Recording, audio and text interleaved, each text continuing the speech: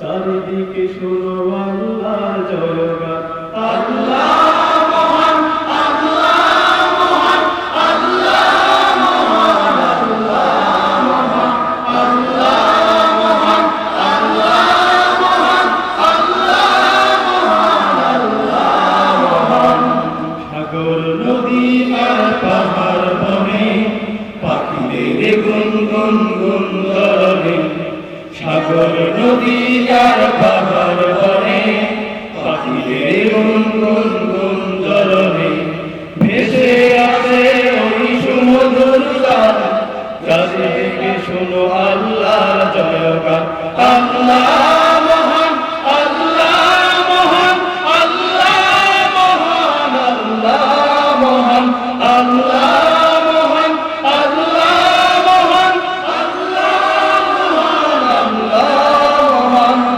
শোনো তুমি মন দিয়ে কোকিলের সুর, শুনতে লাগছে দেখো কত না মধুর, মিষ্টি মিষ্টি ওই দয়ালের গান, রয়েছে তাহাতে কি সুদয় পুরাণ। শোনো তুমি মন দিয়ে কোকিলের সুর, শুনতে লাগছে দেখো কত না মধুর, মিষ্টি মিষ্টি ওই দয়ালের গান, রয়েছে তাহাতে কি সুদয় পুরাণ। শোনো তুমি মন দিয়ে কোকিলের সুর, শুনতে লাগছে দেখো কত না মধুর, মিষ্টি মিষ্টি ওই দয়ালের গান, রয়েছে তাহাতে কি সুদয় পুরাণ। কোথা পেল তাহারা ঈশ্বর মলা, জবাব পাবে দিল খোদা মহিয়ান। আল্লাহ মহান, আল্লাহ মহান, আল্লাহ মহান, আল্লাহ মহান, আল্লাহ মহান, আল্লাহ মহান, আল্লাহ মহান, আল্লাহ মহান। সাগর নদী আর পাহাড় বনে পাখিদের গুনগুন গুঞ্জরণে, সাগর নদী আর পাহাড় বনে পাখিদের গুনগুন গুঞ্জরণে, ভেসে আসে ওই সুমধুর গান, চারিদিকে শোনো আল্লাহর জয়গান। আল্লাহ মহান, আল্লাহ মহান, আল্লাহ মহান, আল্লাহ মহান, আল্লাহ মহান, আল্লাহ মহান, আল্লাহ মহান, আল্লাহ মহান। বলো যদি আকাশের চাঁদ তারা, কোথা পেলে স্নিগ্ধ হয়ে জোছনা দ্বারা, সূর্যকে বলো যদি কোথা পেলে আলো, রাত্রি হলো কেন নিকষ কালো। বলো যদি আকাশের চাঁদ তারা, কোথা পেলে স্নিগ্ধ হয়ে জোছনা দ্বারা, সূর্যকে বলো যদি কোথা পেলে আলো, রাত্রি হলো কেন নিকষ কালো। বলো যদি আকাশের চাঁদ তারা, কোথা পেলে স্নিগ্ধ হয়ে জোছনা দ্বারা, সূর্যকে বলো যদি কোথা পেলে আলো, রাত্রি হলো কেন নিকষ কালো। কোথা পেল মানবিক জীবন বিধান, জবাব একটা সবই আল্লাহর দান। আল্লাহ মহান, আল্লাহ মহান, আল্লাহ মহান, আল্লাহ মহান, আল্লাহ মহান, আল্লাহ মহান, আল্লাহ মহান, আল্লাহ মহান, আল্লাহ মহান, আল্লাহ মহান, আল্লাহ মহান, আল্লাহ মহান। আসসালামু আলাইকুম ওয়া রাহমাতুল্লাহ।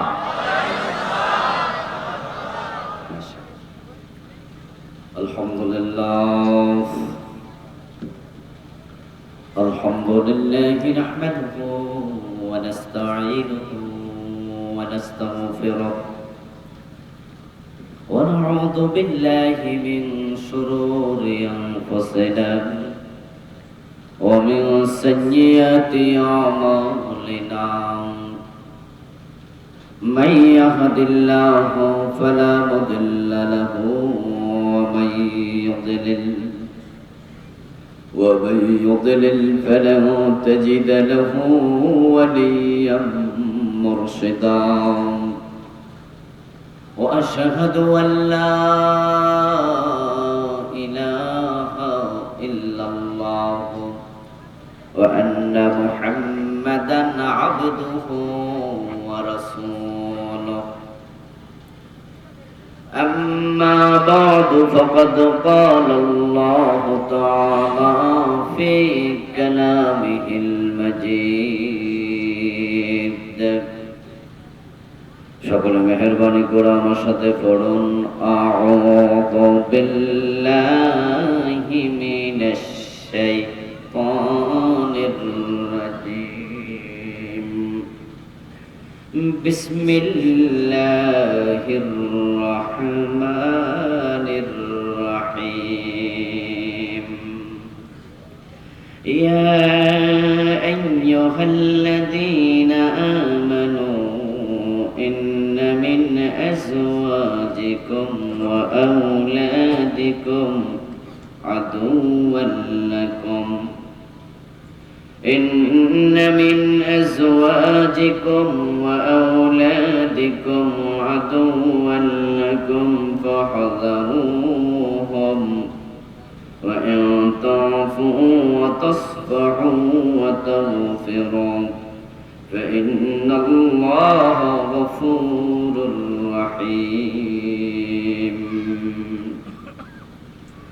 قال النبي صلى الله عليه وسلم ما من مولود إلا يولد على الفطرة فأبواه يهودانه أو ينصرانه أو يمجسانه أو كما قال النبي عليه الصلاة والسلام সকলে মেহেরবানি করে দুরূদ ইব্রাহিম পড়ুন আল্লাহুম্মা সাল্লি আলা মুহাম্মাদিন ওয়া আলা আলি মুহাম্মাদিন কামা সাল্লাইতা আলা ইব্রাহিম ওয়া আলা আলি ইব্রাহিম ইন্নাকা হামিদুম মাজিদ اللهم بارك على محمد وعلى آل محمد كما باركت على إبراهيم وعلى آل إبراهيم إنك حميد مجيد اللهم صل وسلم وبارك عليه মুলগাঁও ইসলামী সমাজ কল্যাণ পরিষদের উদ্যোগে আয়োজিত 5 দিন ব্যাপী নবম বার্ষিক তাফসীরুল কোরআন মাহফিলের আজকের চতুর্থ দিবসের মুআজ্জাজ মুকাররম সম্মানীয় সভাপতি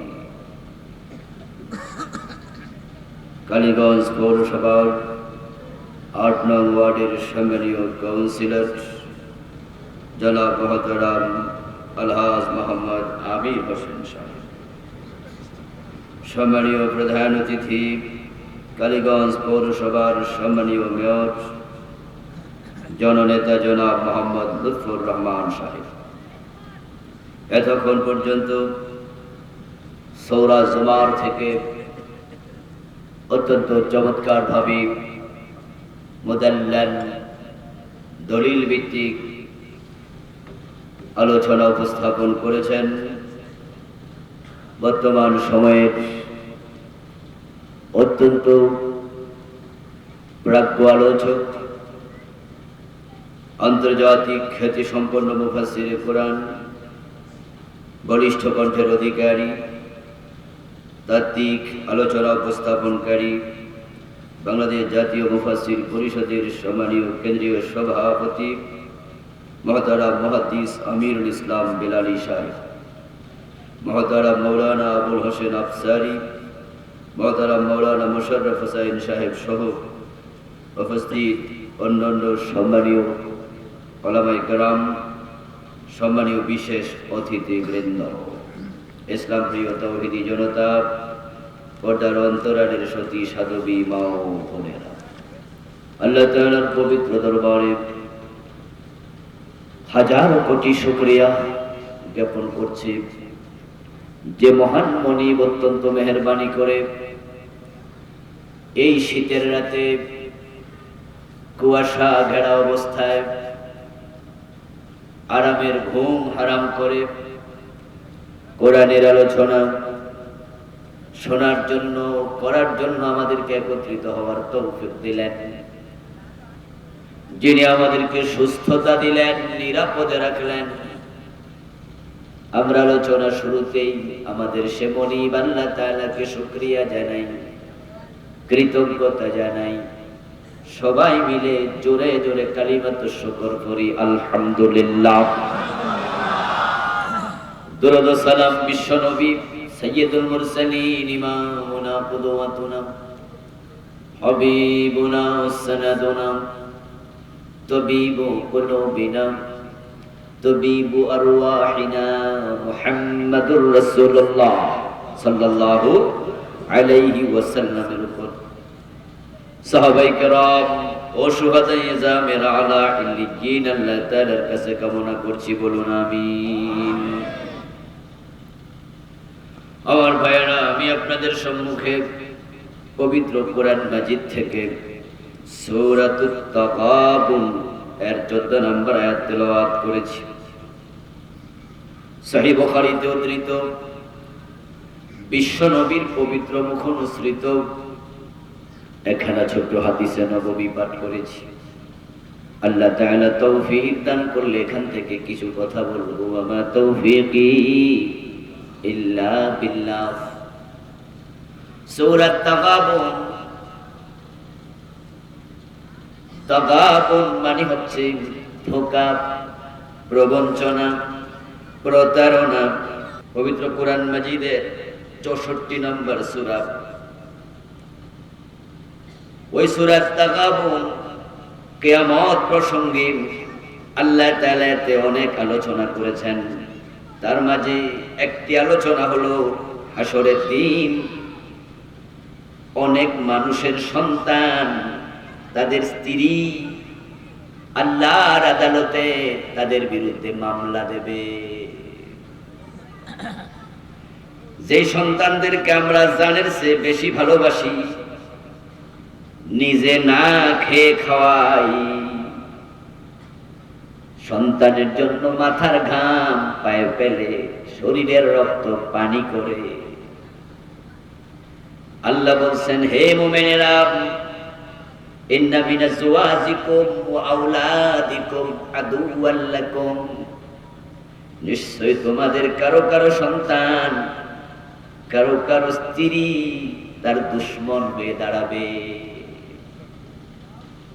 ফাহযারুহুম, সুতরাং তাদের ব্যাপারে তোমরা সাবধান হও।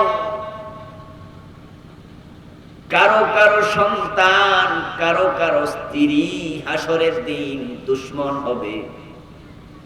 এই খবরটা দিয়েছেন কে? কথা বলেন, কে? আমরা কি হাসরের মাঠ দেখছি?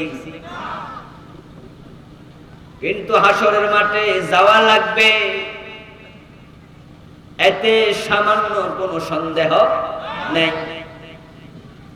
ইয়াসলাউনাহা ইয়াউমাদ্দিন ওয়া মা হুম আনহা বিগাইবিন।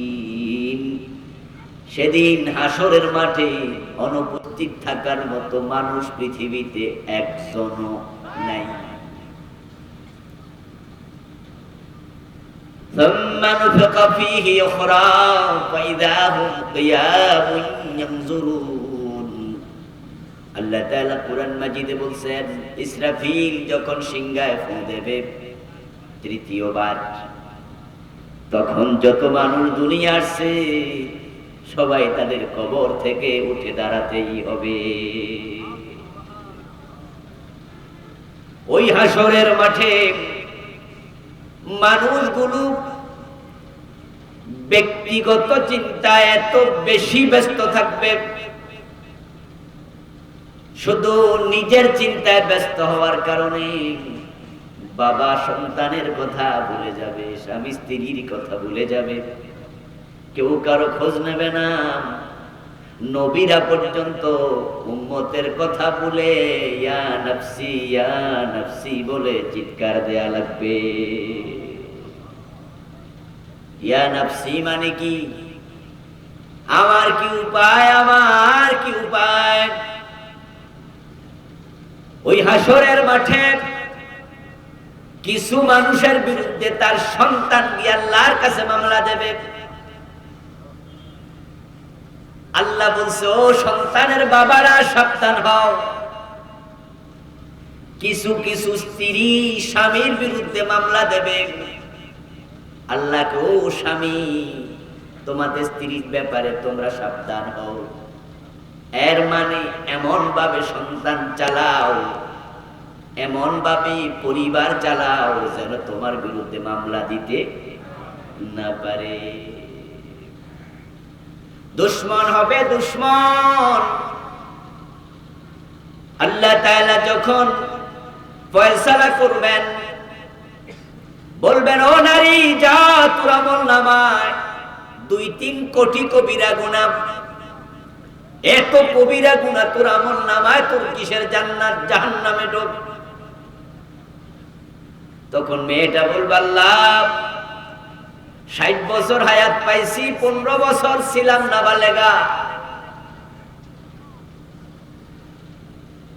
45 বছর ছিলাম আমি দুনিয়ায়, আমলনামা এত গুনাহ কোত্থেকে আসলো?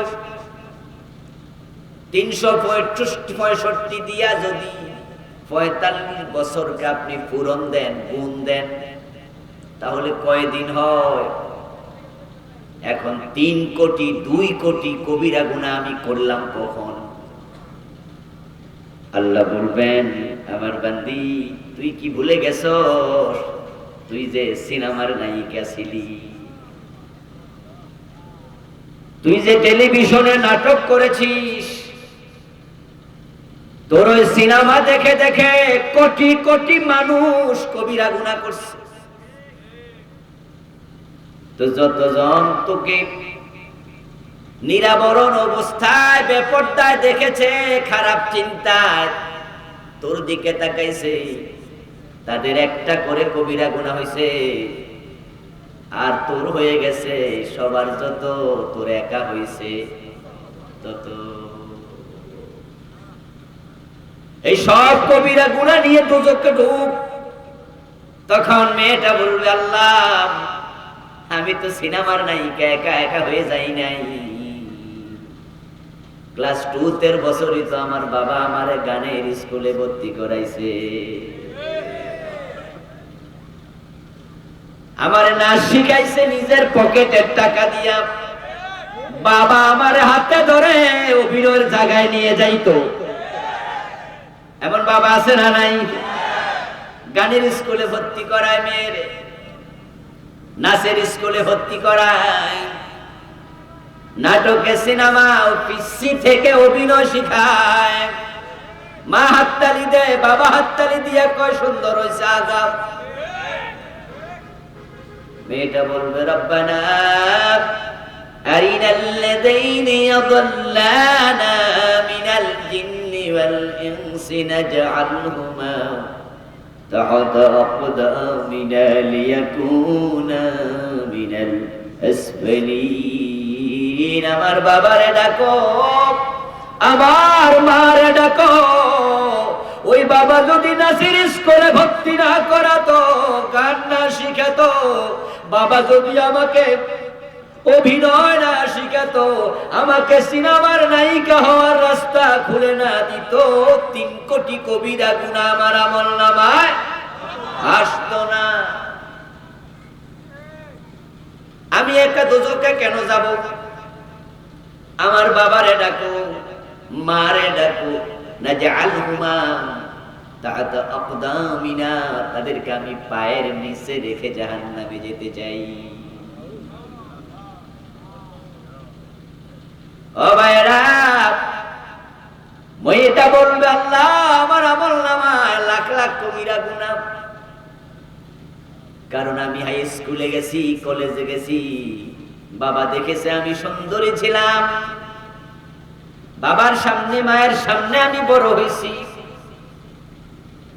আমার দেহে যৌবনের চিহ্নগুলো ফুটে উঠেছে, কিন্তু বাবা ওই দেহ ঢাকার জন্য বোরকা সিলায়া দেয় নাই। আমি রাস্তা ধরে হাই স্কুলে যেতাম, কলেজে যেতাম, রাস্তার দুপাশ থেকে মানুষগুলো লুভাতুর লুলুপ চোখে আমার দিকে তাকায়া থাকতো। আজকে আমি একা জাহান্নামে কেন যাব? ডাকো আমার বাবারে পায়ের নিচে রেখে জাহান্নামে যেতে চাই। আল্লাহর আদালতে মেয়ে বাবার বিরুদ্ধে মামলাটা দিয়ে দেবে। ছেলে জাহান্নামী হবে, বেনামাজি ছেলে দুজকে যাক। ছেলে বলল, আল্লাহ আমাকে আমার বাবা ইংরেজিতে ফেল করেছিলাম ক্লাস 9 বছর, এমন বকাবকি করছে, শরীরে রাগ আইছিল, তাই এমন ইংরেজি পড়া শুরু করলাম, ক্লাস 10 আমি 100-র মাঝে 95 পাইছি। কিন্তু আমি বাবার সামনে ফজরের টাইমে ঘরে খাটে ঘুমায়া থাকতাম, ওই নামাজের জন্য বাবা একদিনও বকে নাই।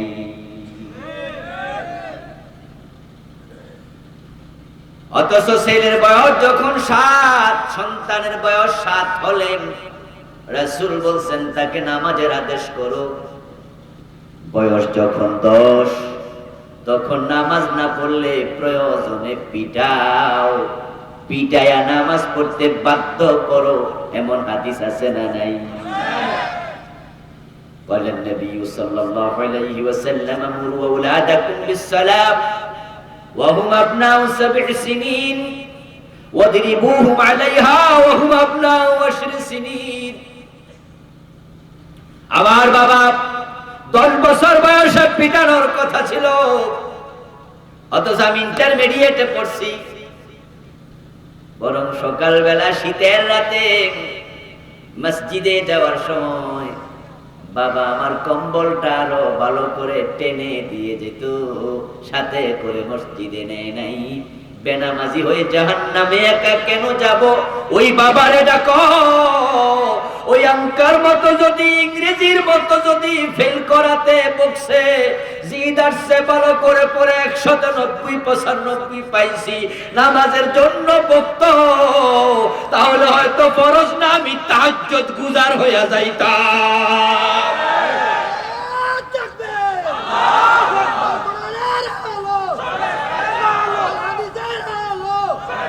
আমার ভাইয়েরা, বাবাকে আল্লাহ ডাকবে, দায়িত্ব পালন করস নাই, তোর সন্তান এখন আমার কাছে মামলা দিছে। স্ত্রী বলবে, খোদা আমার স্বামী যখন বিভিন্ন জায়গায় যাইতো, শপিং মলে, বছরে 1-2 বার আমার নিয়ে কক্সবাজার, সিঙ্গাপুর যেত, আমাকে সাথে নিয়ে ড্রিম হলিডে পার্কে। আমি এমনি সুন্দরী, আমারে ভালো করে সাজতে আবার বিভিন্ন কসমেটিক কিনে দিছে, আমি সেজে আরো সুন্দরী হইছি।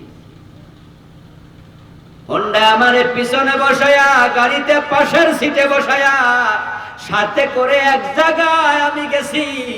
আমার স্বামী দেখেছে আমার সৌন্দর্য, কত পুরুষে দেখছে। আজকে আমি জাহান্নামে একা কেন যাব? ওই স্বামী যদি আমাকে পর্দা করতে বলতো, বোরকা ছিলাইয়া দিত, বেপর্দা সাথে নিয়ে না ঘুরতো, আজকে আমার আমল নামে এত কবিরা গুনাহ হতো না। নাজআলহুমা তাহতা আকদামিনা। ওই স্বামীরে ডাকো, পায়ের নিচে রেখে জাহান্নামে যেতে চাই। আমার ভাই বলুন তো, এই সন্তান এবং স্ত্রী মামলা দিচ্ছে কার আদালতে? জোরে বলেন, কার আদালতে?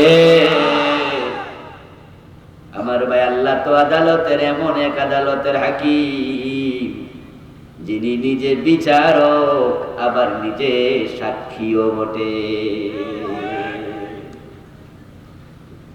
দুনিয়ার আদালতের বিচারকেরা ঘটনা যেখানে ঘটে সেখানে থাকে না, তারা ঘটনা দেখে না। কিন্তু আল্লাহ এমন এক বিচারক, যিনি ঘটনা নিজের চোখে দেখেন, ঠিক না?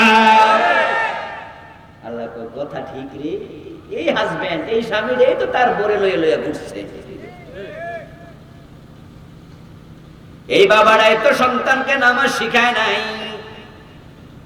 ও ভাই দেখেন, লক্ষ্য করে আমাদের সমাজেও ভাই ভাই ননদের সাথে ভাবি, দেবরের সাথে ভাবি, সংসারে শ্বশুরের সাথে শাশুড়ির সাথে বৌমার সামান্য ঝগড়া পাসাদ একটু একটু হওয়ার সম্ভাবনা আছে না নাই?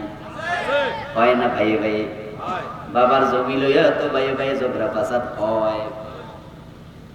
এই ঝগড়া গুলো হওয়ার পরে তার সলিউশনও আছে। ভাই ভাই ঝগড়া বাবে বৈশা মিলাইয়া দেয়, স্বামী স্ত্রীর ঝগড়া মুরব্বীরা বৈশা মিলাইয়া দেয়। কিন্তু কোন ঝগড়া যদি মামলা পর্যন্ত গড়ায়, থানায় গিয়ে মামলা দিয়ে দেয়, কেস করে, তখন সেটার সমাধান সহজ নয়, একটু জটিল হইয়া যায়, ঠিক না? সেটা মুরব্বীরা চাইলেও আর সমাধান করতে পারে না। এখন আদালতে গেছে, ফয়সালা ওখান থেকে আসবে, আমরা কি করব? তাই যে ঝগড়াটা আদালত পর্যন্ত গড়ায়, ওই ঝগড়াটার সলিউশন কঠিন হয়। ওই ঝগড়া ছোট মোটো ঝগড়া না। তাই বাইরে বাইরে ঝগড়া লাইগা যদি মামলা দেয়, এলাকার লোকেরা শুনলে কয়, তুই এটা কি করলি, মামলা দিতে কেন গেলি? আমরা মুরব্বীরা তো আছি, আমাদের কাছে কেন বললি না? যদি কেউ কোনো আপনজনের বিরুদ্ধে মামলা দেয়, তখন আপনজন ও আপনজনের দুশ্মন হয়ে যায়, ঠিক না? বাড়ি খাইছে, মামলা দিছে, এটা তোর বন্ধু না, এটা দুশ্মন, এটা ভাই না। ভাই আর কইতাম না, কিসের ভাই? মায়ের পেটের ভাই, মামলা দে। ও ভাই, দুনিয়ার আদালতে মামলা দিলে যদি সে চিহ্নিত দুশ্মন হয়, আল্লাহর আদালতে যে সন্তান মামলা দেবে, যে মেয়ে ছেলে মামলা দেবে, যে স্ত্রী মামলা দেবে, একটু বলুন বুঝুন, সেই স্ত্রী সন্তান আমাদের দোস্ত না দুশ্মন হবে? সূরা তাগাবুনে আল্লাহ তাআলা এই কথাই বলছেন, ও মুমিনেরা, তোমাদের স্ত্রী সন্তান দুশ্মন হবে, সাবধান হও। এখন আমরা সমাজে, আমাদের পরিবারে এমন কিছু সন্তান চাই যারা আমাদের দুশ্মন হবে না, যারা আমাদের বিরুদ্ধে আল্লাহর কাছে মামলা দেবে না। আমরা এমন সন্তানের বাবা হতে চাই, সেই সন্তানের ওসিলায় আমাদের মাথার মাঝে নূরের তাজ এসে যাবে। কিছু সন্তানের ওসিলায় বাবা মার মাথার মাঝে নূরের তাজ দেয়া হবে, এমন হাদিসও আছে না নাই? ওরা মামলাবাজ নয়, ওই সন্তান দুশ্মন নয়, সে হবে আপনার সবচেয়ে কাছের বন্ধু, যার ওসিলায় হাসরের দিন আল্লাহ তাআলা আপনার মাথার মাঝে এমন একটা টুপি পরাইয়া দেবে, নূরের তৈরি একটা তাজ পরাইয়া দেবে। রাসূল বলেন, দুহু আহসানু মিন দুবিশ শামসি, যে নূরের তাজের উজ্জ্বলতা সূর্যের চেয়েও বেশি হবে। যে সন্তানের ওসিলায় আপনি জান্নাত পেয়ে যাবেন, আমরা এমন সন্তানই চাই। এমন সন্তান আমাদের চাওয়া উচিত, যে সন্তান দুনিয়াতে চক্ষু শীতল করবে, যে সন্তানের পরিচয় দেবেন কালীগঞ্জ বাজারে যাইয়া, ঘোড়াশাল বাজারে যাইয়া, আমি অমুকের বাবা, লোকজন চেয়ার থেকে দাঁড়ায়া আপনার হাতে চুমু দেবে, আপনারে চা খাওয়ানোর জন্য পাগল হয়ে যাবে, জোর কইরা চেয়ারে বসাবে, রিক্সা ভাড়াটা নিজে দিয়ে দেবে, আপনি অমুকের বাবা, আপনাকে সম্মান জানাবে। এমন কিছু সন্তান দুনিয়াতে আছে না নাই? যাদের নাম শুনলে তামাম বাংলাদেশের লোকেরা শ্রদ্ধার সাথে নামটাকে মুখে নেয়। ওই সন্তানগুলো কি আসমান থেকে নাজিল হয়েছে না মায়ের পেট থেকে আসছে? সেগুলো মায়ের পেট থেকে এসেছে, বাবার ঔরস থেকে এসেছে। এখন এমন সন্তান কে না চায়? সবাই চায়, কিন্তু এমন সন্তান কয়জনে পায়? বরং অবস্থা দিন দিন খারাপ হচ্ছে। এখন খুশি তলকারী সন্তান কমে যাচ্ছে, বরং সন্তানরা এখন মা বাবার সাথে বেয়াদবি আগেছে অনেক গুণ বাড়াইয়া দিছে। এখন সন্তান এমন বিয়ার আগে মা ছাড়া বুঝে না, বউ পাইলে বউ ছাড়া আর কিছু বুঝে না। অধিকাংশ এমন হয়ে যাচ্ছে। আজ থেকে 20 বছর আগে পুরা বাংলাদেশে একটা ওল্ড হোম ছিল না, বৃদ্ধ নিবাস ছিল না। এখন বাংলাদেশে কয়েক ডজন বৃদ্ধ নিবাস হয়ে গেছে। মা বাবা পুরা হয়েছে, সংসারে আর জায়গা নাই। পুরা যেখানে থাকবে কিছু টাকা পয়সা দিয়া মা বাবারে ফালাই দিয়া আসে। কয়েক ডজন ওল্ড হোম হয়ে গেছে। আমাদের সাভারে আছে কয়েকটা, আশুলিয়াতে আছে, ঢাকা শহরে আছে। এক সময় বাংলাদেশে মা বাবারে আলাদা করবে দূরের কথা, বুড়া হয়ে যেত, ভাই ভাই দাড়ি পাকে যেত, ভাই ভাইও আলাদা হতে চাইতো না।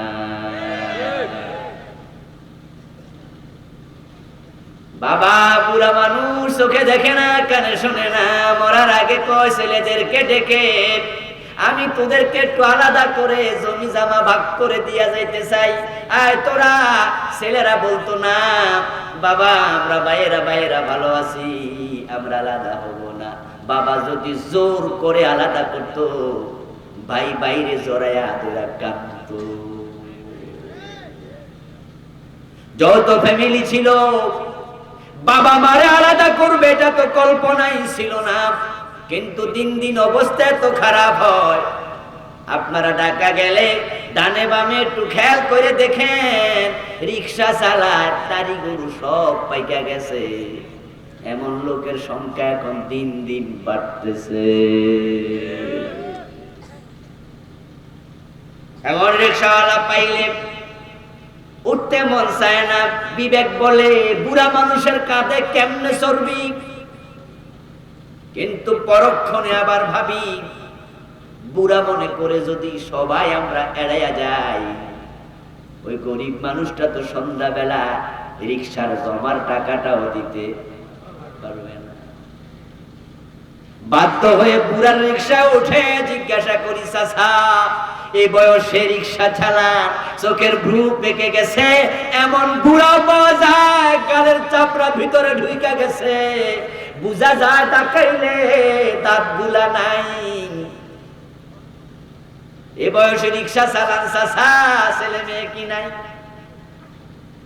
কয় হুজুর আছে, 3টা ছেলে, 2টা ছেলে, বিয়ে করছে, আলাদা হয়ে গেছে, এখন আর খবর নেয় না।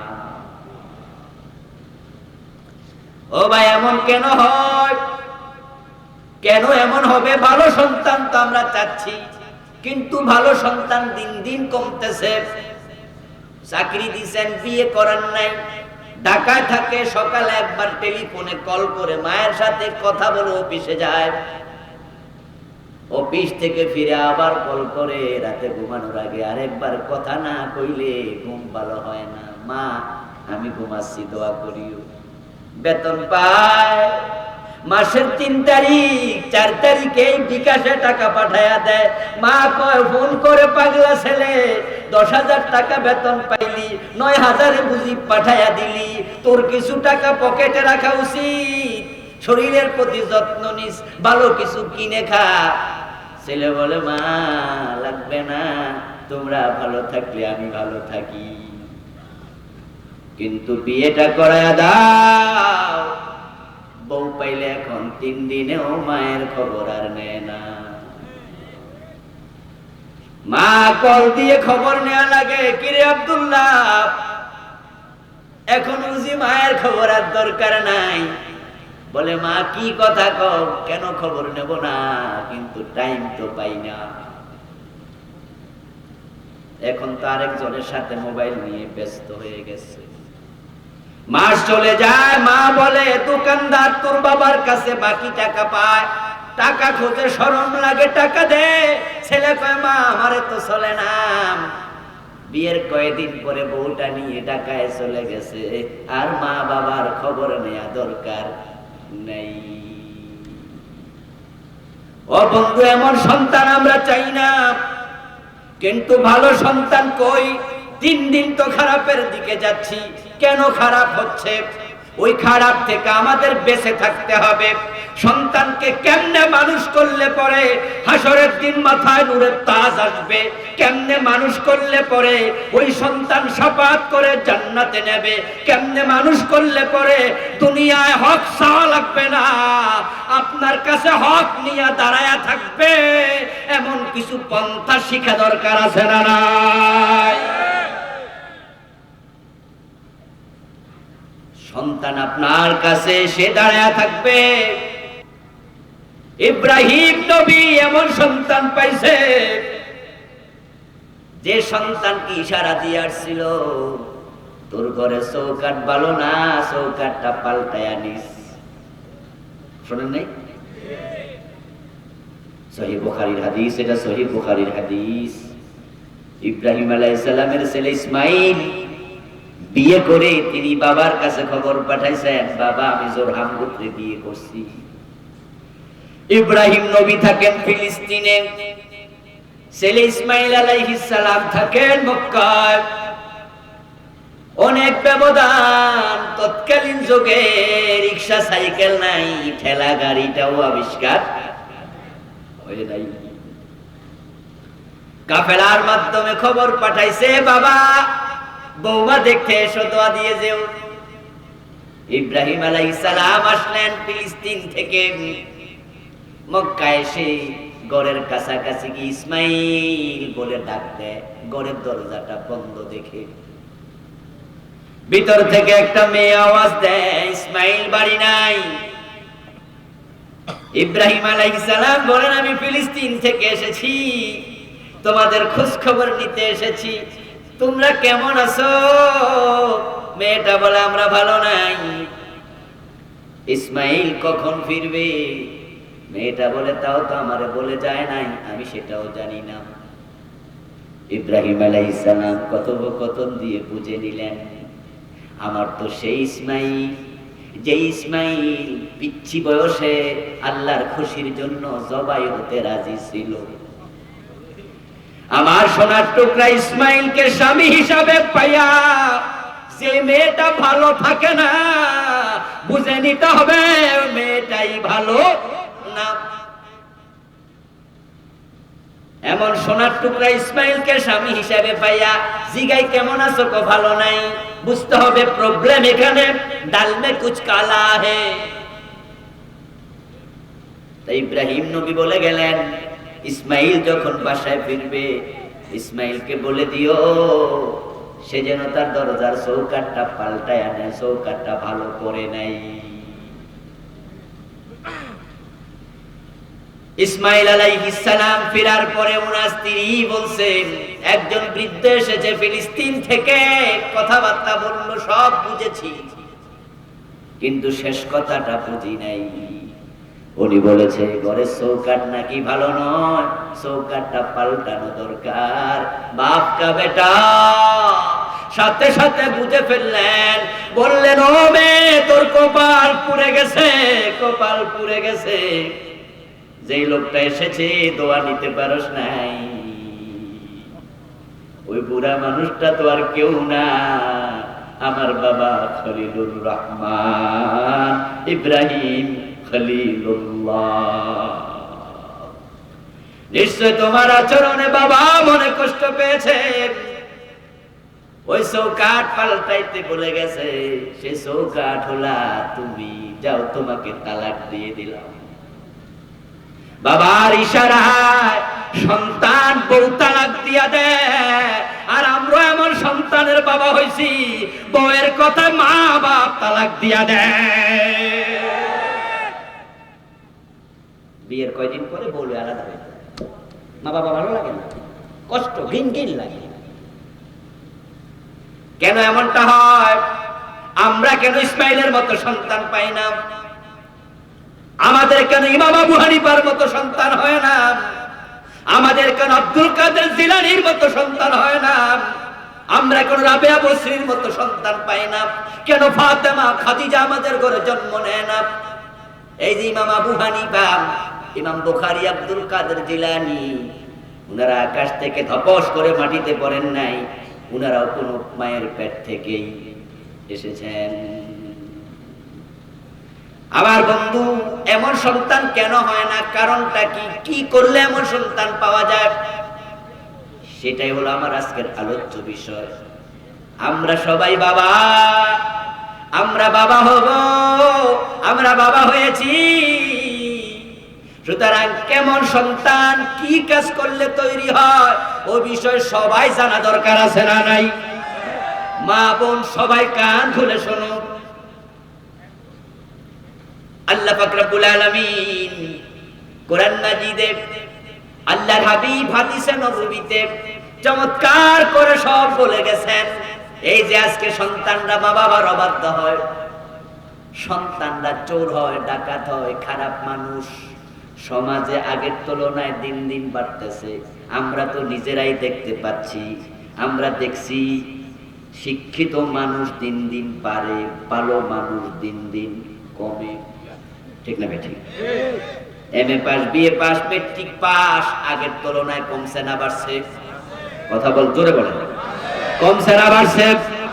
এক সময় পুরা আপনার কালীগঞ্জ পুরা থানাতে 10 জন এমএ পাস পাওয়া যেত না। মেট্রিকে কেউ যদি 1st ডিভিশন পাইতো, ওরে দেখার জন্য পাবলিক সাইকেল লইয়া 10 মাইল দূর থেকে আইতো। আর এখন ঘরে ঘরে প্লাস, অভাব নাই, বুড়ি বুড়ি এমএ পাস, বিএ পাস। শিক্ষিত মানুষ দিন দিন বাড়তেছে, কিন্তু ভালো মানুষ দিন দিন কমতেছে। আমরা জানতাম ডাক্তারেরা মানুষের সেবক হয়, ডাক্তার হতো মানুষ সেবা করার জন্য, ডাক্তারকে মানুষের জনসেবক মনে করা হতো। কিন্তু এখন এমএ এমবিবিএস ডাক্তারের অভাব নাই, মেডিকেল কলেজের অভাব নাই, এখন মেডিকেল বিশ্ববিদ্যালয় হয়েছে, কিন্তু এখন ভালো মানুষ ডাক্তার হয় না, ভালো মানুষ পাওয়া যায় না। 2-4 জন ভালো বাদ দিলে শতকরা 95 জনের উপরে এক একটা ডাক্তার বড় বড় ডাকাত হয়ে যাচ্ছে। ওদের কাছে রোগী নিরাপদ না। আপনি রিকশাওয়ালা হইলে ওর কিছু আসে যায় না, বরং আপনি যান 5-6টা টেস্ট দিয়ে দিব। আপনি চিৎকার দিয়ে কন্যা ডাক্তার সাহেব আমি গরিব মানুষ, তার অন্তরে সামান্য দয়া তৈরি হবে না। অথচ সে জানে টেস্টগুলোর প্রয়োজন নেই, কারণ হাসপাতালের সাথে তার চুক্তি আছে, টেস্টে যে পয়সা আছে 50% সে পাবে।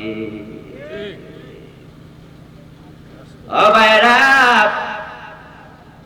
100টা মেয়ে যদি প্রেগন্যান্সি নিয়ে হাসপাতালে যায়, 95টার ফেট কেটে যায়।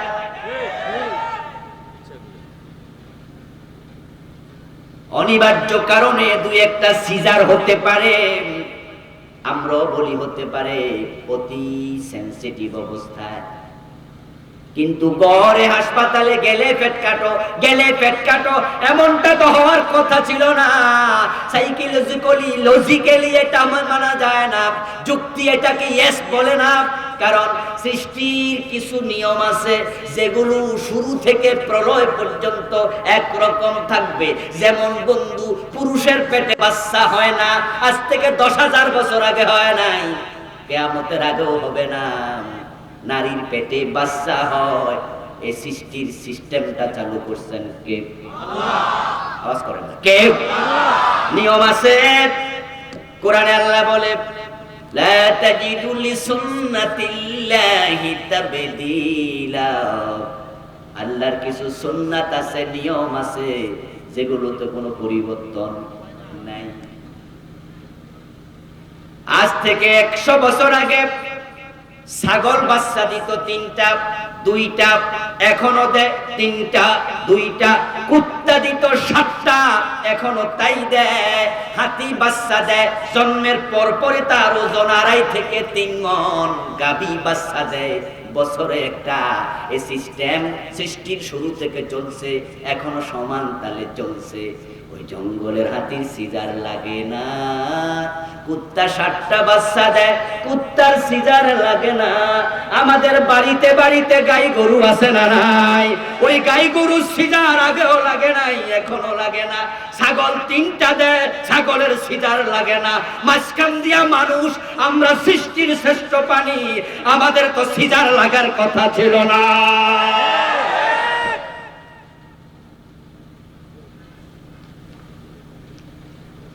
বন্ধু, এখন ডাক্তারেরা ভাবে যদি নরমাল ডেলিভারি হয় তাহলে টাকা পাবো 3000 5000, আর যদি বাচ্চার গার্ডিয়ানদেরকে ভয় লাগাইয়া দিতে পারি, হ্যাঁ একটু ভয় লাগাইতে হবে মাত্র।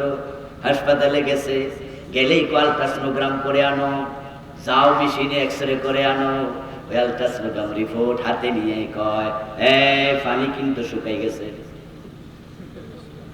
কমন ডায়ালগ, বাচ্চা কিন্তু উল্টে গেছে, পজিশন কিন্তু নরমাল নাই, অক্সিজেন কমে গেছে, হার্টবিট পাওয়া যাচ্ছে না, এমন কথা বলবে।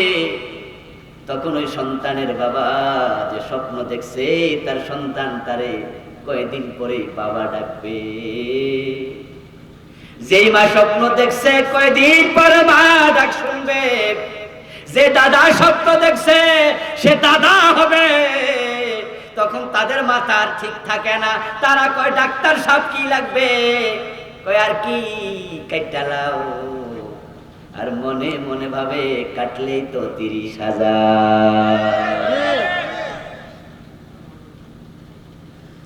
ও বন্ধু, ভালো ডাক্তার কমে যাচ্ছে, কই অবস্থা ইঞ্জিনিয়ারদের দেখেন, রুয়েট হয়েছে, সুয়েট হয়েছে, কুয়েট হয়েছে। আগে শুধু রুয়েট ছিল, ইঞ্জিনিয়ারিং আপনার প্রতিষ্ঠানের অভাব নাই, ইঞ্জিনিয়ার বাড়তাছে কিন্তু ভালো ইঞ্জিনিয়ার কমতাছে। এমন কমছে এখন রডের বদলে বাঁশ দিতেছে।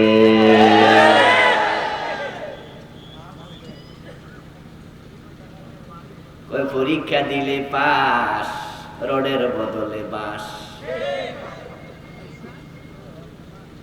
এই বাঁশ শুধুমাত্র বিল্ডিং এ না, কয়েকদিন পরে পাবলিকেরও দিবে। এই যে খারাপ মানুষ বেড়ে যাচ্ছে, এই খারাপ গুলোর ব্যাপারে রাসূলের বক্তব্য কি? এবার শুনুন। কালেন নবী সাল্লাল্লাহু আলাইহি ওয়াসাল্লাম, মা মিন মাউলুদিন ইল্লা ইউলাদু আলাল ফিতরা। রাসূল বলেন প্রত্যেকটা মানব শিশু ফিতরতের উপরে জন্ম নিয়েছে। কোন চোর চোর হয়ে জন্ম নেয় নাই, কোন ডাকাত ডাকাত হয়ে জন্ম। আজকে যে গাঁজা খায়, আজকে মদ খায়, সে গাঁজাখোর হয়ে জন্ম নেয় নাই। আজকে ডাক্তার মানুষের পেট কাটতেছে, ডাকাতের ভূমিকা অবতীর্ণ। ইঞ্জিনিয়ার রডের বদলে বাঁশ দেয়, বিল্ডিং মানুষের মাথার উপরে ভেঙে পড়ুক, তার কি আসে যায়? সে কিন্তু এরকম খারাপ হয়ে জন্ম নেয় নাই। রাসূল বলেন প্রত্যেকটা মানব শিশু ফিতরতের উপরে এসেছে। ফিতরত শব্দের অর্থ হলো উত্তম স্বভাব।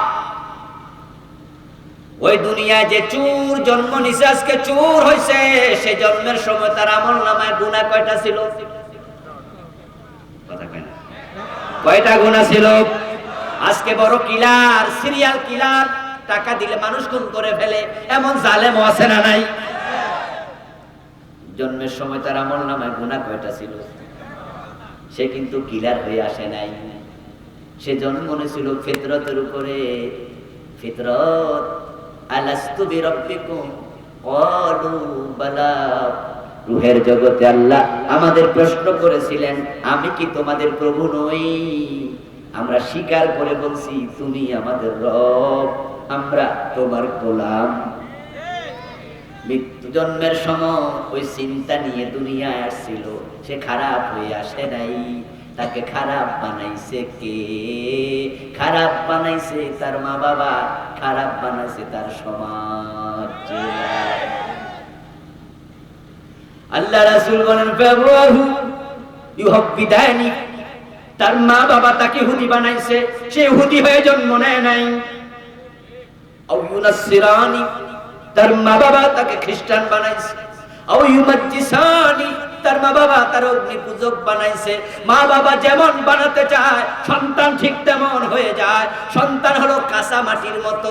একজন কুমারের হাতে কাঁচা মাটি দাও, সে চাইলে এটা ঘটি হবে, চাইলে লোটা বানাবে, চাইলে এটাকে ঢাকনা বানাবে, চাইলে ডেক্সি বানাবে।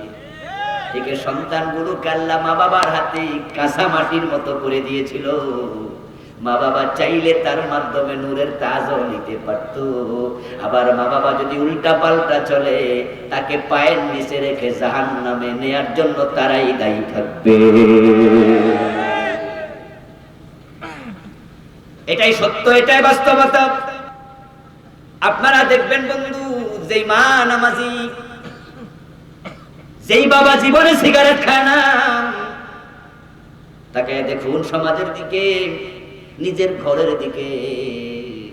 মা যদি নামাজি হয়, নামাজ পড়ে, তাহলে সন্তানটা ল্যাংটা বয়সেই মায়ের সাথে নামাজ শুরু করে। একবারে ল্যাংটা খাড়াইয়া এরকম করবে, রুকু করবে, সেজদা করবে। মা যদি কোরআন তেলাওয়াতকারী হয়, ওই 6 মাসের সন্তান, 8 মাসের সন্তান মায়ের কোলে বসে ঢেপ ঢেপ চোখ দিয়া কোরআনের পাতার দিকে তাকায়া থাকে। মাঝে মাঝে কোরআন শরীফ ধরার চেষ্টা করে, ঠিক না? ছোট মানুষ হাত দিতে চায়। আর সে মা যদি স্টার জলসা দেখে, জি বাংলা দেখে, ওই মায়ের কোলে বসে 8 মাস 6 মাস থেকেই ওই বাচ্চাটাও সিনেমা দেখা শুরু করে।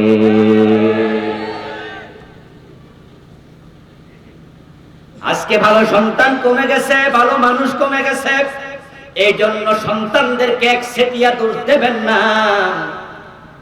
সেজন্য মা বাবা অধিকাংশে দায়ী, কারণ সন্তানটা তো খারাপ হয়ে জন্ম নেয়।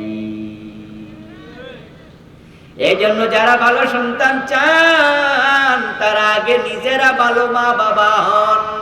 আপনাদের পুরা কালীগঞ্জ থানা যতগুলো মসজিদ আছে, সব মসজিদে জরিপ চালায়া দেখেন কয়জন ইমামের ছেলে মদ খায়।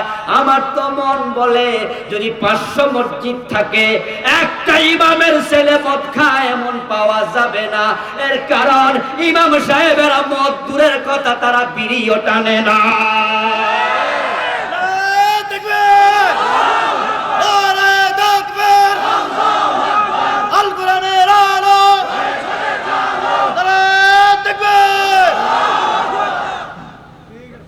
আমার মুসলমান ভাইয়েরা, গাঁজা খায়, হেরোইন, ফেন্সিডিল, ইয়াবা খায়, এমন কিছু বখাটে ছেলে মেয়ে আমাদের দেশে আছে না নাই? গাজীপুরে নাই, কালীগঞ্জে নাই। ও ভাই আমার, ইয়াবা গাঁজা কেন খায়? জন্য মা বাবা দায়ী, মা বাবা দায়ী। কিছু বাবা আছে, সেই বাবা নিজের সিগারেটটা ছেলের দিয়ে আগুন লাগায় আনে, আছে না নাই? দুপুর বেলায় খাইয়া খাটের মাঝে শীত হইয়া শুইয়া ঠ্যাঙের উপরে ঠ্যাং তুলে ডাক দে, আব্বাস কইরে? ছেলে কয় আব্বা। কয় পাকঘর থেকে বিড়িটা ধরাইয়া আন। এমন কিছু বাপ আছে না নাই? ছেলে আবার বাবার জন্য সিগারেট ধরাইতে যায়। সিগারেট ধরাইয়া ডানে বামে তাকায়া মনে মনে ভাবে, আমার আব্বা যে মজা কইরা টানে, এর ভিতরে জানি কি মজা আছে। আমি একটু দেখি। ছোট্ট মানুষ ওই পাকঘরে মাঝে মাঝে টান মারে। এবার আপনি বলেন, যেই বাবা ছেলের সিগারেট টানায় প্রচ্ছন্ন ভাবে নিজে ভূমিকা রাখছে, ওই পিচ্চিটা বড় হইলা মদের বোতলে টান দেওয়ার সম্ভাবনা আছে না নাই? এই পথটারে কে দেখাইছে? এই বাবা। আলেমদের সন্তানেরা কেন মদখোর হয় না? কেন হয় না? ও বন্ধু, এখন আমরা নিজেরা পোলাপানে শুধু দোষ দিই। এই জন্য আগে নিজে ভালো হন, সন্তানের হক দেন। সন্তানের কাছে হক চাওয়া লাগবে না। তিলকাল আইয়ামু নুদাবিলুহা বাইনান নাস। আল্লাহ কোরআনে বলেন আমি মানুষের মাঝে দিন ঘুরাইয়া দেই। যদি আজকে আপনি সন্তানের যা হক আপনার উপরে আছে আপনি এটা আদায় করেন, আপনি বুড়া হলে ওই সন্তান আপনার হক নিয়ে পাশে দাঁড়ায়া থাকবে।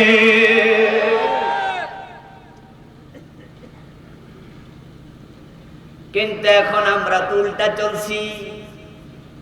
আমরা সন্তানকে ভালো হতে ভালো করতে চাই, কিন্তু নিজেরা হক আদায়ের খবর নাই, হক তো অনেকে জানেই না। বিখ্যাত আরবি প্রবাদ ইন্নাকা লা তাজনি মিনাশ শাওকিল ইনাবা, তুমি কাঁটাওয়ালা গাছ লাগায়া আঙ্গুর ফল আশা করো না। সন্তানকে আপনি যেভাবে মানুষ করবেন সন্তান ওভাবে মানুষ হবে। এখন নাচের গানে ভর্তি করায়, আপনার গানের নাচের অফিসে ভর্তি করা, স্কুলে গানের স্কুলে ভর্তি করা, সন্তানকে বলগাহারা চলতে দেয়, ক্লাস 9-এ পরে টাচ মোবাইল কিনা দেয়, সন্তান খরচের টাকা 10,000 দিয়া দেয়, 12,000 হারাম কামাই আছে, হারাম কামাই খরচও করে। এই সন্তানগুলা বড় হইয়া তোমার বাধ্য হবে না।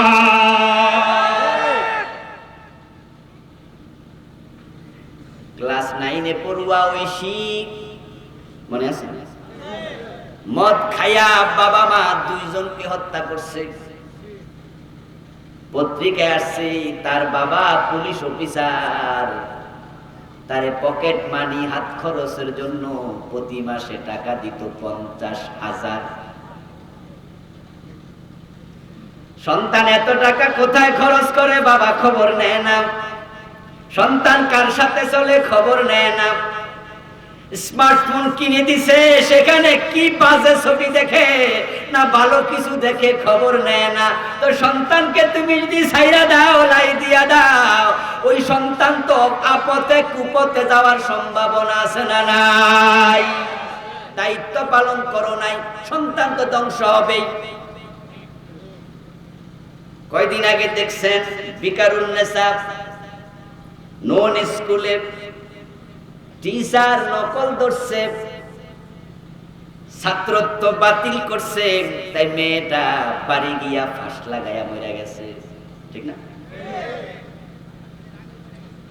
আবার ভাইয়েরা তাম মানুষগুলো টিচারদের দোষ দিচ্ছে, ঘরে টেলিভিশনের সামনে খাড়াইয়া পারে না শিক্ষকের 14 গোষ্ঠী উদ্ধার করবে।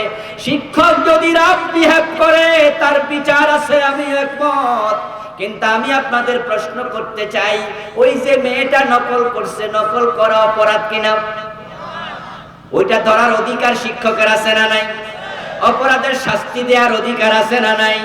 এখন আপনি দেখেন পত্রিকা আছে, সে নকল করছে মোবাইলের মাধ্যমে।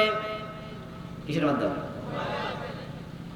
এই মোবাইলের মাঝে সে ফটোকপি করে নিছে। ক্লাস 9-এর বছর ছোট্ট মেয়ের হাতে মোবাইল তুলে যে দিছে, ওই মা বাবার বুঝি কোনো দোষ নাই? ও ভাইয়েরা, মা বাবা দায়িত্ব পালন করে নাই।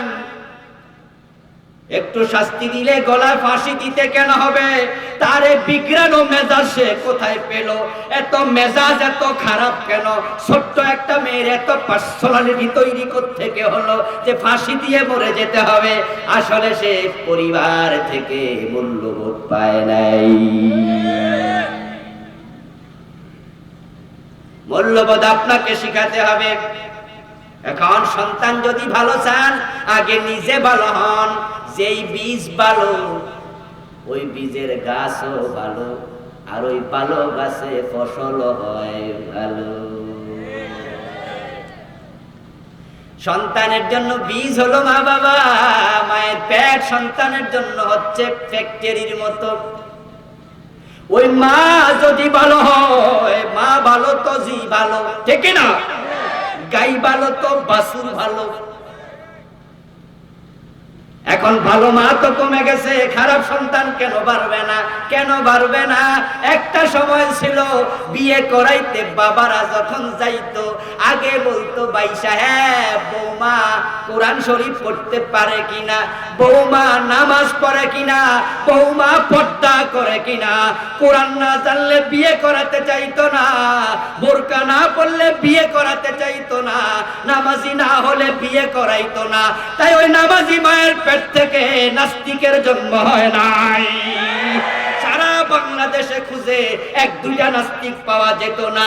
আর এখন বোরকা ছেড়েছে, নামাজ ছেড়েছে, কোরআন ছেড়েছে, শুধু পাশ দেখা দেখা সাদা চামড়া দেখে বিয়ে করো, পেট দেখায়া বুক দেখায়া চলে, তাদের পেট থেকে নাস্তিকের জন্ম হচ্ছে।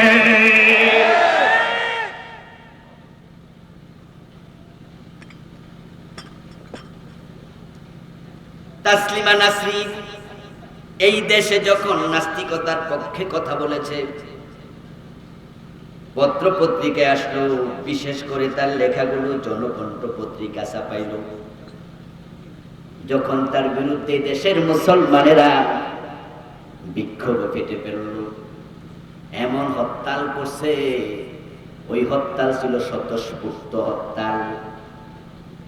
তাসলিমা বেগতিক অবস্থা দেখে বোরকা পরে বাংলাদেশ থেকে পালাতে বাধ্য হলো, আজ পর্যন্ত ফিরে আসার সাহস করে নাই।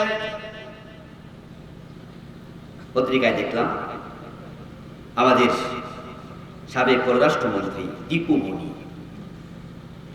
ইন্ডিয়াতে প্রোগ্রামে গিয়েছিলেন, তো সেখানে তাসলিমা নাসরিনের সাথে দেখা হয়েছে।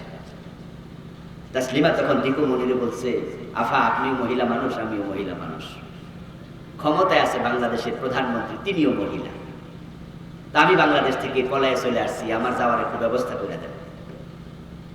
আমাদের পররাষ্ট্রমন্ত্রী দীপু মনি বলছে, তোমার যাইতে আমরা মানা তো করি না, যাও। কই গেলে তো মাইরা লাগবো। কই এটা আমি কি করতাম, কারণ তোমার তো পাহারা দেয় আমাদের পক্ষে, একটা মানুষের কি পাহারা দেওয়া সম্ভব নাকি? এইভাবে সারাক্ষণ পুলিশ লাগা রাখবে, তুমি এমপি না মন্ত্রী, তোমার পিছনে পুলিশ দেবো কেন? আমার বাইরে এতে বোঝা যায় সে এমন অপকর্ম করছে, এমন কাম করছে, সে দেশে আসার মতো সাহস তার এখন আর নাই। ওই তাসলিমার বিরুদ্ধে যখন মিছিল মিটিং হয়েছে, হরতাল অবরোধ হয়েছে, তখন তাসলিমা নাসরিন পালাইছে, তাকে সাহায্য করার মতো একটা মানুষও বাংলাদেশে খুঁজে পাওয়া যায় নাই। জনকণ্ঠ পত্রিকাওয়ালারাও তার পক্ষে আর ডরে লেখে নাই। তামাম বাংলাদেশে আর নাস্তিক নাই, তাসলিমা একা ওপেন আর কথা বলবে ইসলামের বিরুদ্ধে একজন পাওয়া গেল না। কিন্তু এখন নাস্তিকের অভাব নাই, নাস্তিকের অভাব নাই। শাহবাগের মোড়ে আল্লাহর বিরুদ্ধে, রাসূলের বিরুদ্ধে কথা বলছে শত শত নাস্তিক, তাদের হালুয়া রুটি দেওয়ার অভাব ছিল না। কোত্থেকে এত নাস্তিক আসলো? এতে বোঝা যায় নাস্তিকের সংখ্যা আগের চেয়ে বেড়ে গেছে, ঠিক না? আলেম ওলামাদের প্রেসারে পড়ে, চাপে পড়ে আমাদের সরকার সজাগ হলো, শাহবাগের মোড় থেকে নাস্তিক গুলোকে তাড়াইয়া দিল, এবং খোঁজ খবর নিয়ে আমাদের গোয়েন্দা বিভাগ প্রশাসনের লোকেরা সেখান থেকে 5টা নাস্তিককে অ্যারেস্ট করলো। তার মাঝে একটা নাস্তিকের নাম ছিল আসিফ মহিউদ্দিন। সে তার ব্লগে লিখেছে, যদি শাহবাগের মোড়ে আল্লাহ আসে, সে আল্লাহরেও ফাঁসি দেবে।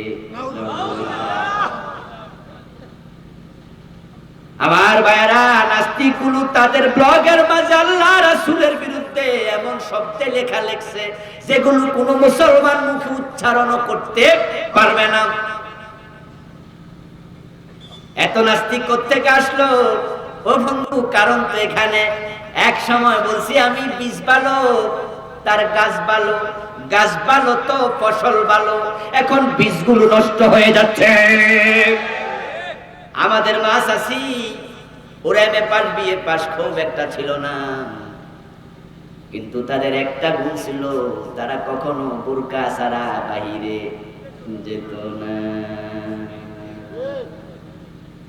আপনাদের মনে থাকার কথা, বোরকা পরে রিক্সায় ওঠার পরে রিক্সার চারিপাশেও কাপড় দিয়ে, দেখেন না দেখেন না,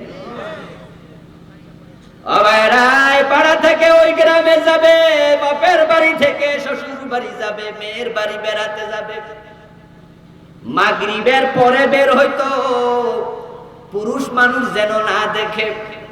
শুধু বোরকা না, বোরকার পরে হাতে আর একটা ছাতাও নিত, ঠিক না ঠিক? কথা বলে শোনান যুবকেরা, শোনো, ঠিক না ঠিক? এখন তো দৃশ্য আর দেখে না, আমরা নিজেরা তার সাক্ষী। দাদিকে সাথে নিয়ে যেতাম পুকুর বাড়িতে, পাশের গ্রামে, বোরকা পয়রা তারপরে ছাতা হাতে নিয়ে যাইতো। যদি দেখা যেত কোনো পুরুষ মানুষেরা গল্প করতে করতে রাস্তা দিয়ে যাচ্ছে, রাস্তার একবারে সাইডে যাইয়া ছাতাটা ধরে দাঁড়ায়া থাকতো। আমাদের মা দাদিদের পেট পর পুরুষ দেখে নাই, তাদের বুক পর পুরুষ দেখে নাই। ওই পেট থেকে আল্লাহর ওলি জন্ম হয়েছে, ভালো মানুষের জন্ম হয়েছে। এই পেট বড় দামি জায়গা। মা শোনো, আমার বোন শোনো, তোমার 8 ইঞ্চি পেট, এই জায়গা এত দামি, যদি হেফাজত করতে পারো, তোমার পেট থেকে আব্দুল কাদের জিলানীর মতো লোক দুনিয়া আসবে।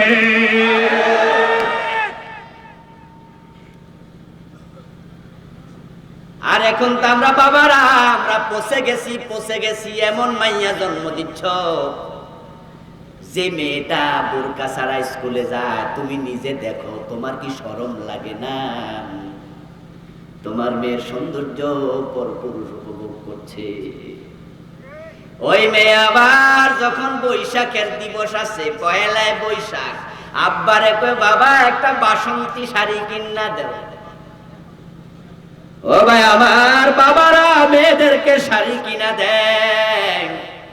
মেয়েটা যখন 3 পিস পরেছে, যখন সে কামিজ পরছে, সালোয়ার পরছে, তখন তার কামিজের গলা কাটা, কামিজের পিঠ কাটা, কিন্তু কামিজের মাঝখানে নাভির সাইড কাটা, এবং কামিজ আমরা এখনো দেখি না।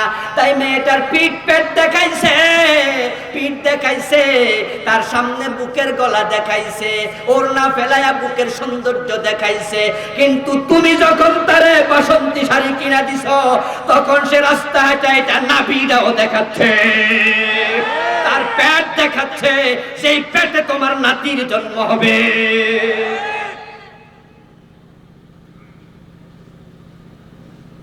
ও দাদা, ও বাবা, নানা, তোমার নাতিনের পেট যদি পরপুরুষ দেখে, তোমার মেয়ের পেট যদি পরপুরুষ দেখে, ওই পেটের তাসির নষ্ট হয়ে যাবে।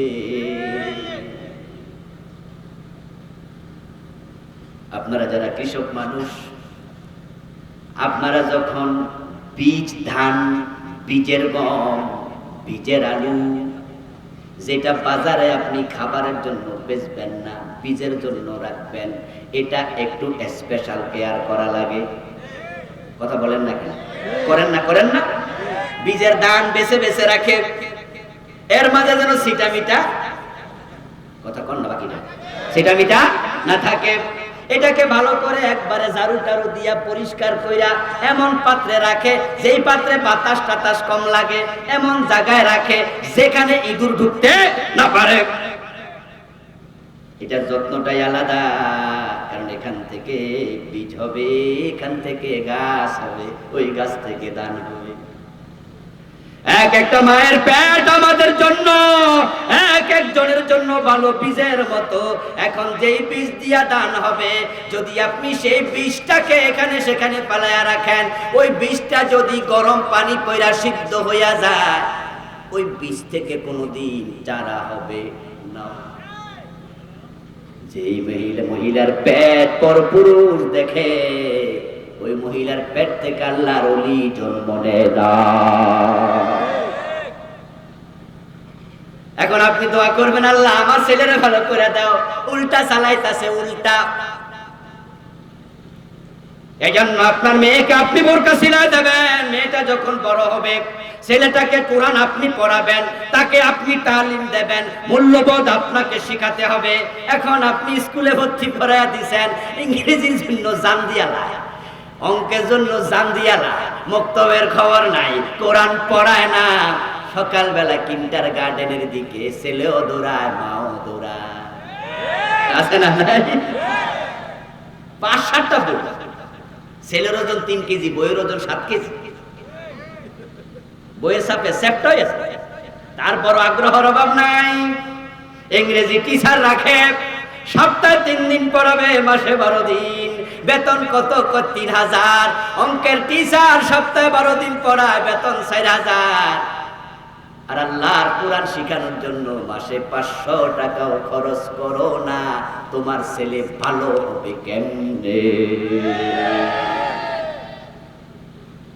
কামা তাদিনু তুদান, যেমন কর্ম, কথা বলেন, যেমন কর্ম তেমন ফল। সন্তানকে মূল্যবোধ আপনাকে শেখাতে হবে।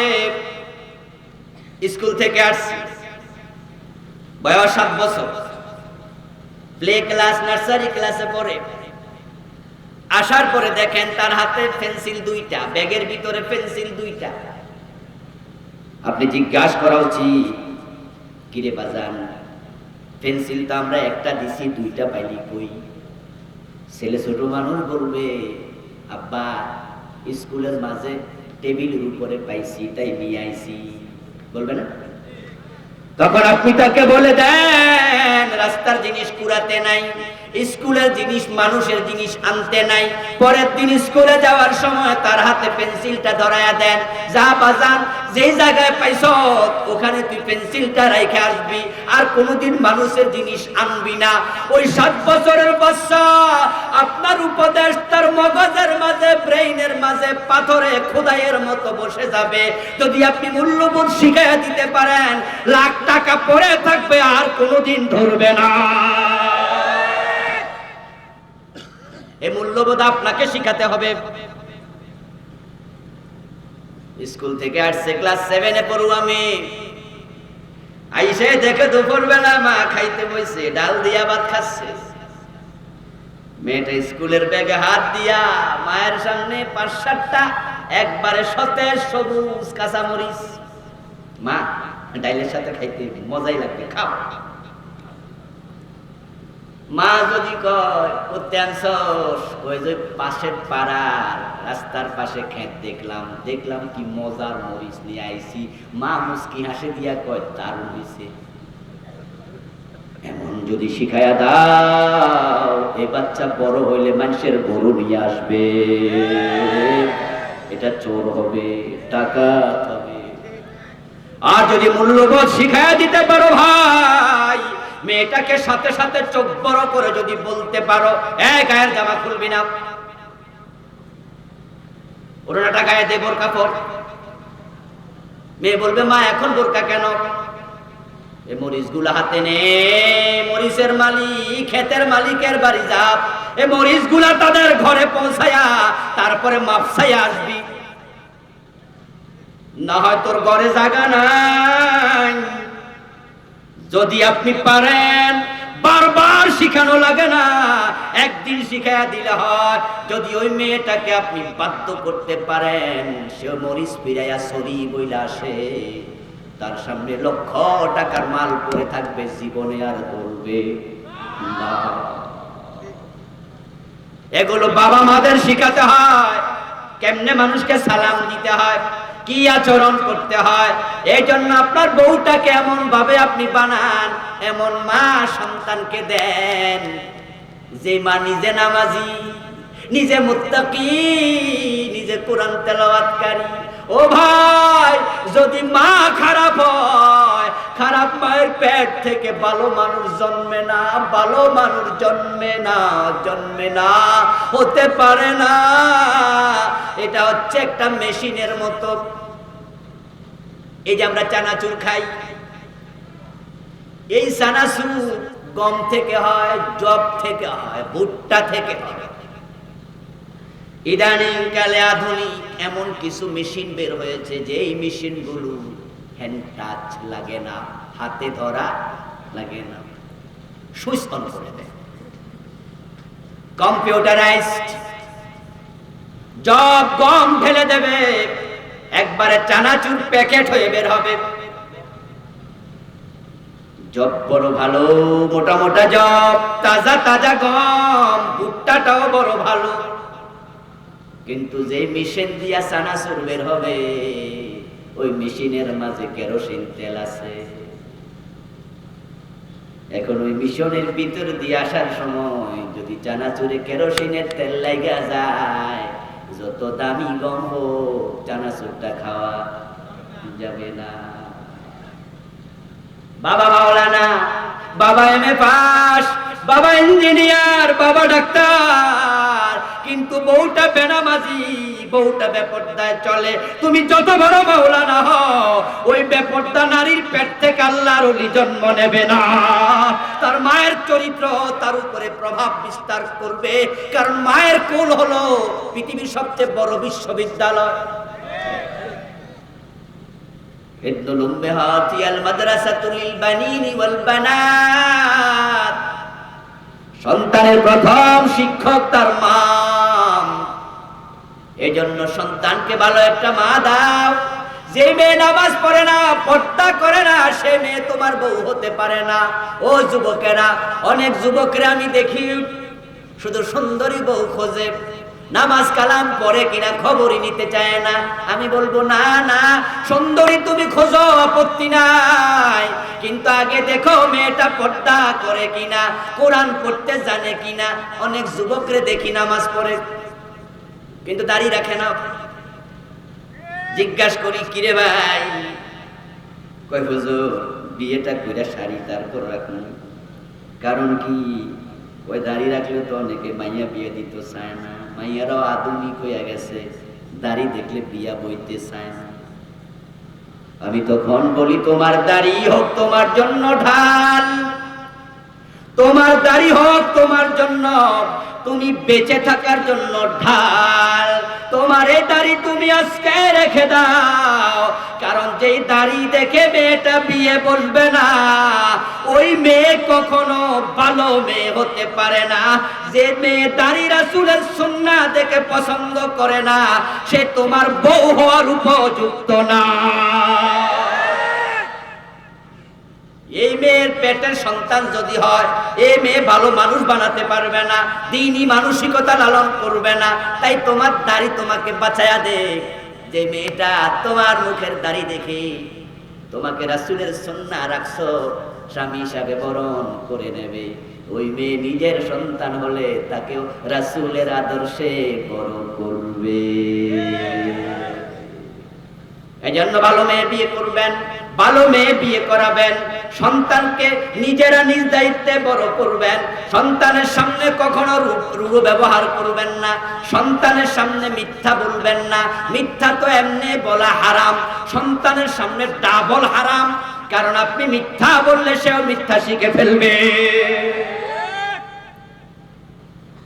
আবার বন্ধু, ইসলামের দেয়া যে বিধানগুলো আছে, যে ক্রাইটেরিয়া গুলো আছে, সন্তান মানুষ করার আগে আমরা সেগুলো স্টাডি করব, সেগুলো করব, মেনে চলবো। তার আলোকে আমরা সন্তানদের মানুষ করব, দ্বীনি ইলম শিখাবো, কোরআন হাদিস হাতে তুলে দেব। আজকে ইউনিভার্সিটি গুলো এতটা অরক্ষিত,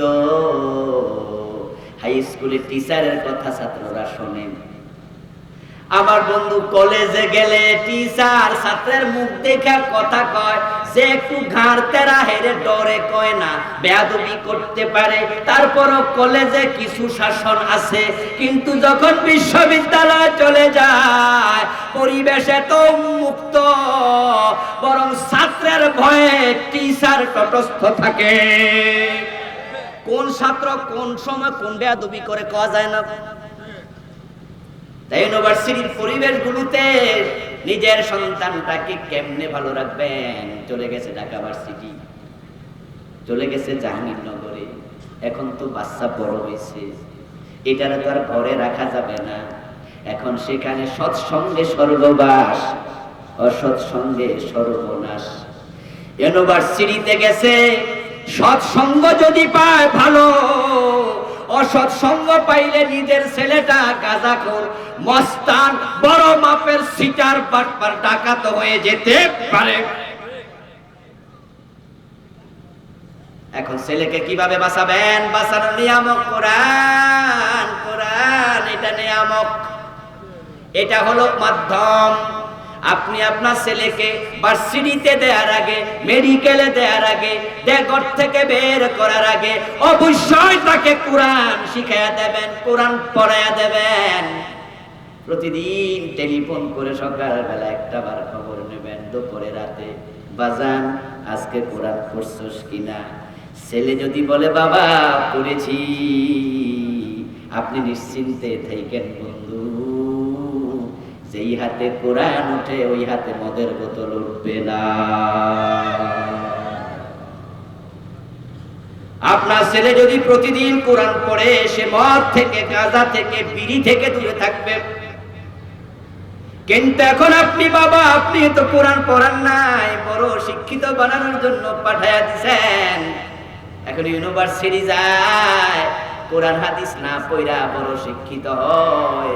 এগুলো শিক্ষিত হয় না, এক একটা বড় মাপের ডাকাত হচ্ছে। MA pass, BA pass, AC রুমে বসে আছে, এক একটা বড় অফিসার এমএ পাস। কিন্তু এগুলো কত বড় সুর আমরা দেখি, এক একটা কলমের খোসা এ দেশের হাজার হাজার কোটি টাকা লুট করছে।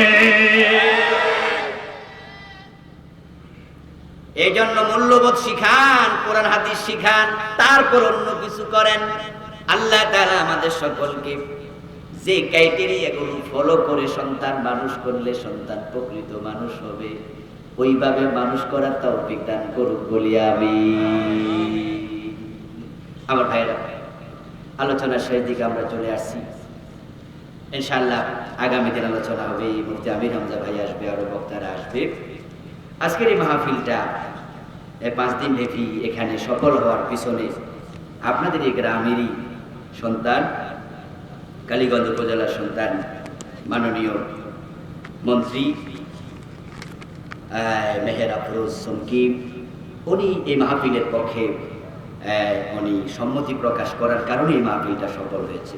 আমরা ওনার জন্য দোয়া করি, আল্লাহ তাআলা তাকে দ্বীনের খাদেমা বানিয়ে দেন, বলেন আমিন। জাতির এবং দ্বীনের খেদমত করার তৌফিক তাকে দান করুন। আমরা দোয়া করে ইনশাআল্লাহ তারপরে বিদায় নেব। 2-3টা প্রশ্ন আসছে, প্রশ্নগুলো কালকের জন্য রেখে দেন, কালকে উত্তর দেওয়া হবে। আমি হামজা ভাইকে দিয়ে ইনশাআল্লাহ। আর কোনো কথা আছে না? দোয়ার দিকে যাই। আল্লাহুম্মা আমিন।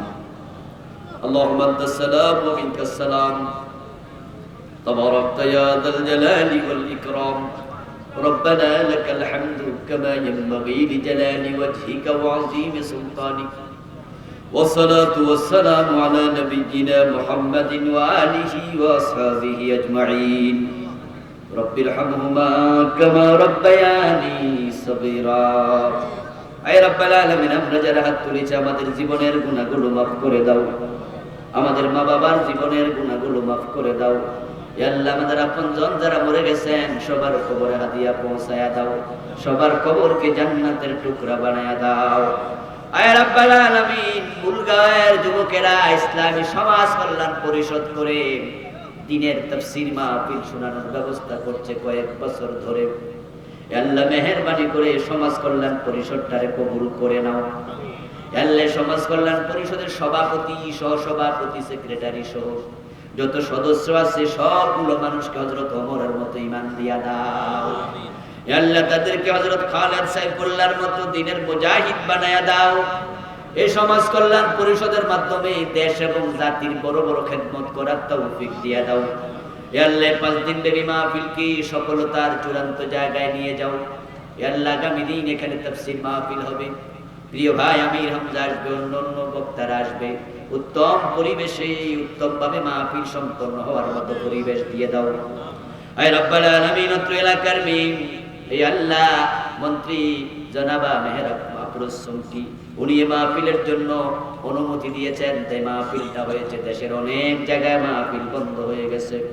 এই আল্লাহ, মেহেরবানি করে তোমার এই বান্দিটাকে দ্বীনের খাদেমা বানায়া দাও, জাতির খেদমত করার তৌফিক দাও, দ্বীনের খেদমত করার তৌফিক দাও। এমনই ভাবে আমাদের দেশে এই আল্লাহ যত নেতা আছে, এই দেশ পরিচালনা যারা করছেন করবেন, সকলকে তুমি কোরআনের বন্ধু বানায়া দাও। এ আল্লাহ, সবাই আমরা যেন দলাধলি ভুলে গিয়া সবাই কোরআনের পক্ষে এসে যেতে পারি সে পরিবেশ দিয়া দাও। বাংলার জমিনকে কোরআনের জন্য কবুল করে নাও। এই জমিনে কোরআনের রাজ কায়েম হয়ে গেছে, এমন দৃশ্য আমাদের দেখে যাওয়ার তৌফিক দাও। হে আল্লাহ, আমাদের ঘরে এমন সন্তান দাও, এমন সন্তানের বাবা দাদা নানা হওয়ার তৌফিক দাও, যে সন্তানের ওসিলায় হাসরের দিন নূরের তাজ মাথায় এসে যাবে, যে সন্তানকে দেখলে দুনিয়ায় চোখ জুড়াবে, আখিরাতে নাজাতের ওসিলা হয়ে যাবে। হে আল্লাহ, আমাদেরকে সুসন্তানের বাবা হওয়ার তৌফিক দাও, আলেমের বাবা হওয়ার তৌফিক দাও, আলেমের দাদা আলেমের নানা হওয়ার তৌফিক দাও, আলেমদের সাথে হৃদয়ের ভালোবাসা বাড়ানোর তৌফিক দিয়া দাও। وصلى الله تعالى على نبينا محمد وآله وأصحابه أجمعين سبحان ربك رب العزة عما يصفون وسلام على المرسلين والحمد لله رب العالمين. السلام عليكم ورحمة الله.